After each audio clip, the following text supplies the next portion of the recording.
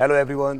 तो हम अभी पार्टनर के साथ पेंडुलम फुटवर्क के साथ स्नैप किक एंड सफल हुक किक का प्रैक्टिस करेंगे।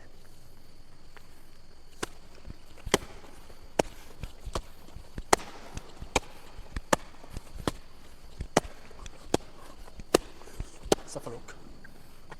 इससे ओपोनेंट को मारना है और वापस पीछे भाग के आना है ताकि आप दोबारा मारने के लिए पोजीशन ले ले और पार्टनर वाइज आप करेंगे तो आपके थाइस के बहुत अच्छे कंडीशनिंग होंगे। अगेन स्नैप,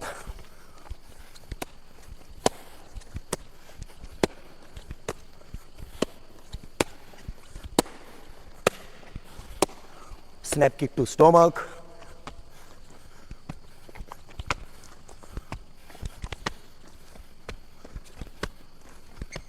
तो आपको स्ट्रॉन्ग बनना है, आपको मार्शल आर्ट सीखना है तो हमारे चैनल को लाइक करिए, सब्सक्राइब करिए और शेयर करिए।